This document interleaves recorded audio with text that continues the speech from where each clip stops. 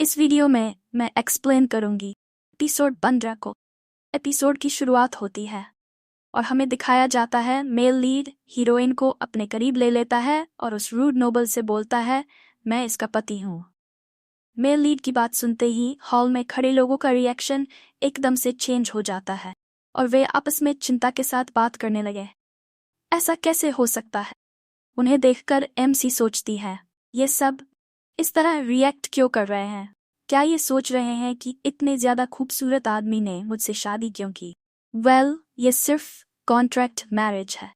Male lead की बात को सुनकर वो आदमी फिर से एमसी का मजाक बनाते हुए बोला, एक एम्पायर का आदमी। मुझे तो विश्वास ही नहीं हो रहा है कि सोपेन के नोबल की डॉटर ने एक ऐसे आदमी से शादी की है जो हमारी किंगडम का नागरिक भी नहीं है। एमसी ने मन में सोचती है, मूर्ख आदमी, तुम भी अब उसी एम्पायर के सिटीजन हो जिसका सिटीजन ये है। और ये आदमी कितना सेल्फ राइटियस दिखने की कोशिश कर रहा है, वो भी मुझसे फ्लर्ट करने के बाद। मेनली उस आदमी से पूछता है, क्या तुम दोनों एक दूसरे को जानते हो? वो मूर्ख आदमी अभी भी अपने आसपास लोगों की डर से भरी नजरों को नहीं देख पाता और मेल लीड का भी मजाक उड़ाते हुए बोला, इससे कोई फर्क नहीं पड़ता कि हम एक दूसरे को जानते हैं या नहीं, पर तुम एक बात अच्छे से जान लो, अगर तुमने अपने सुंदर चेहरे के जाल में इसे नहीं फंसाया होता तो आज तुम्हारी जगह पर मैं खड़ा होता। इससे पहले कि वो आदमी और कुछ भी बोलता, मेल लीड डेलियस कॉलियर्ड उसके गले को अपने एक ही हाथ से पकड़कर उसे हवा में उठा लेता है। उस आदमी का दम घुटने लगता है और वो डेलियस के हाथों में बिन पानी की मछली की तरह तड़फड़ाने लगता है। हीरोइन मेल लीड को ऐसा करते देखने के बाद एकदम सरप्राइज हो जाती है और सोचती है, ये क्या हो रहा है? डेलियस एकदम से इतना वायलेंट क्यों हो रहा है? और मेल लीड से बोलती है, डेल। मेल लीड एमसी की ओर देखता है और पूछता है, क्या हुआ? एमसी घबराती हुई उससे बोली, अगर तुमने उसे नहीं छोड़ा ये आदमी मर जाएगा। डेलियस का एक्सप्रेशन बिल्कुल नॉर्मल होता है क्योंकि उसके लिए किसी का मर्डर करना एक डेली का काम था। मेल लीड हमारी हीरोइन से बोलता है, हाँ, मैं इस आदमी को मारने वाला हूँ। वो आदमी डेलियस के हाथों में तड़पता हुआ लोगों से मदद की गुहार लगा रहा होता है और बोल रहा होता है, प्लीज कोई मुझे बचाओ। इधर डेलियस के जवाब को सुनकर हीरोइन चौंक जाती है और सोचती है, ये क्या बोल रहा है? क्या ये सच में इसे मारने वाला है? तभी हीरोइन डेलियस की लाल लाल आंखों को देखती है और उसे कुछ समझ में आने लगता है। लैरिन सोचती है, ये आंखें बिल्कुल उस आदमी की आंखों की तरह दिख रही हैं।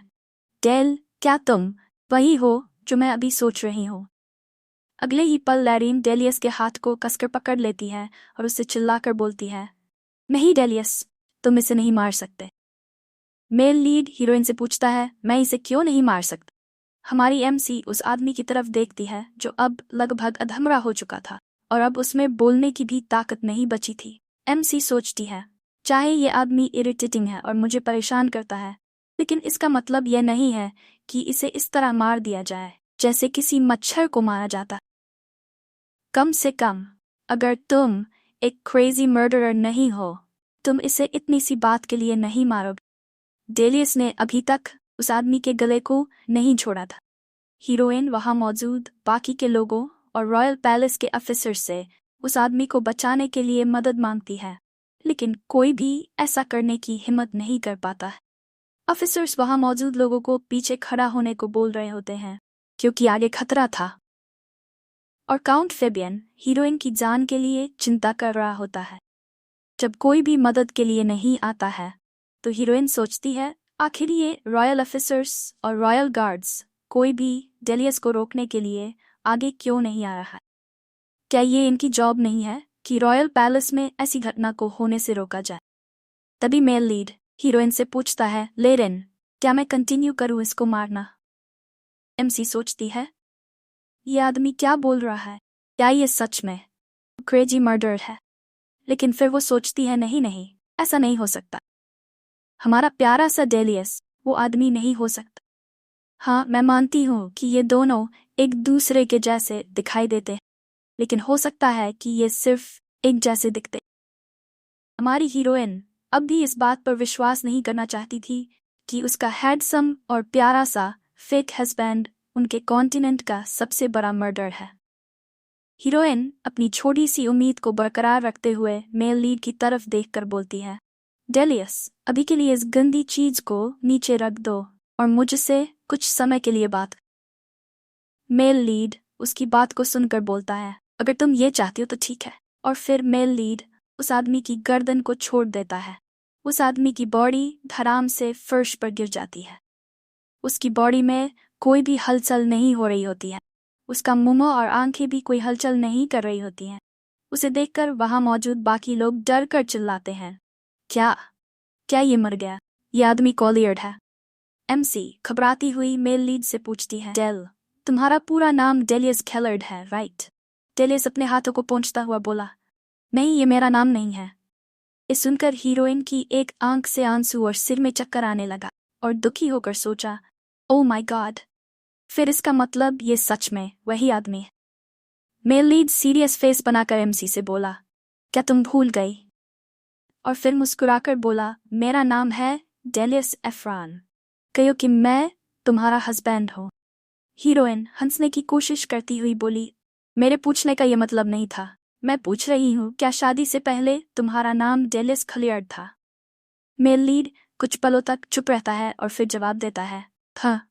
एमसी उसका जवाब सुनकर अपने मन में चिल्लाकर बोलती है, ये सच में खलियार्ड है। एमसी आगे सोचती है, पर शायद इसने किसी उद्देश्य से ही मेरे साथ कॉन्ट्रैक्ट साइन किया होगा। अगर ये मुझे मारना चाहता तो कब का मार चुका होता। हाँ, मुझे बस किसी भी तरह से इस 1 साल को सावधानी से गुजरना होगा। लेकिन मुझे बस एक ही बात की चिंता है कि जो समुद्र के किनारे की जमीन मैं इसे दूंगी, उस पर अगर कोई गलती से चला गया, क्या होगा?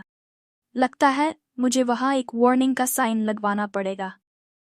फिर हीरोइन रॉयल पैलेस में इधर उधर देखते हुए चिंता के साथ सोचती है, लेकिन ये किंग कहाँ पर रह गया? वो अभी तक क्यों नहीं आया? मैं ज्यादा देर तक यहाँ नहीं रुकना चाहती। अगर किंग जल्दी से आकर मेरी काउंट के टाइटल को एक्नॉलेज कर दे, तभी मैं यहाँ से निकल पाऊंगी। उसी समय मेल लीड डेलियस हीरोइन की तरफ देखकर सोचता है, अब मैं क्या करूं? ये जब इतनी डरी हुई है तो भी इतनी प्यारी लग रही है। मैं जानता था कि मैं इसे इतनी आसानी से खुद से दूर नहीं जाने दूंगा।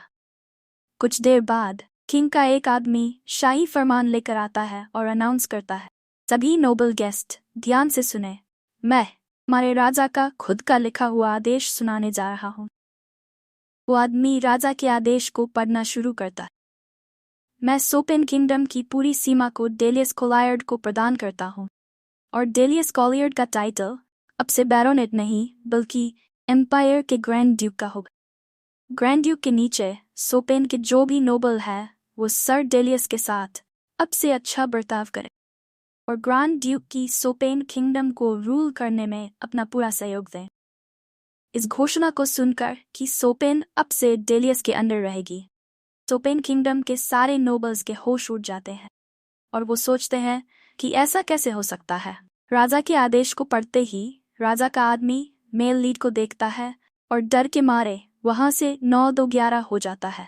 हमारी हीरोइन उसे भागते हुए देखकर अपने मन में रोते हुए बोलती है, वापस आओ, तुम अकेले ही यहाँ से क्यों भाग रहे हो, हम सबको इस आदमी के साथ छोड़कर। फिर एमसी सोचती है, इसका तो कोई सेंस ही नहीं बनता। कॉलियर्ड अब से हमारी किंगडम पर राज करेगा और इसका टाइटल भी अब ग्रैंड ड्यूक का होगा। तभी मेल लीड बोलता है, बस इसे यही खत्म करते हैं। हमारी हीरोइन डरकर सोचती है, खत्म करते हैं? क्या इसके कहने का मतलब है क्योंकि पूरी सोपेन अब इसे मिल चुकी है, इसलिए अब इसे कॉन्ट्रैक्ट मैरिज की कोई ज़रूरत नहीं है और अब ये मुझे खत्म करने वाला है। तभी डेलियस अपने हाथ को आगे बढ़ाता है और एमसी से बोलता है, अब जब हमारा काम पूरा हो गया है, क्यों न हम डांस करें? हीरोइन ये सुनकर सरप्राइज हो जाती है और सोचती है, ये किस डांस की बात कर रहा है? क्या ये खूनी स्वॉर्ड डांस की बात कर रहा है? नहीं, मैं ऐसा डांस नहीं करना चाहती। और हीरोइन डांस करने से मना कर देती है। फिर डेलियस एमसी से पूछता है, ठीक है, तो फिर क्या हम घर चलें? एमसी मन में सोचती है, हाँ, अभी घर पर जाना ही सही होगा। अगर किसी ने गलती से इसे गुस्सा दिला दिया तो न जाने कितने लोगों की जान खतरे में पड़ जाएगी। मेल लीड कैरियर्स का दरवाज़ा खोलकर हीरोइन से बोलता है, तो मेरी वाइफ, चलो अंदर बैठते हैं। हीरोइन जब कैरियर्स की तरफ देखती है तो उसे वो कैरियर्स बहुत डरावनी दिखाई देती है और MC अपने मन में सोचती है, अब मैं कितने दिनों तक जिंदा बच पाऊंगी। तो इसी के साथ ये एपिसोड पूरा हो जाता है। आगे क्या होता है ये हमें पता चलेगा अगले एपिसोड में। Thank you for watching.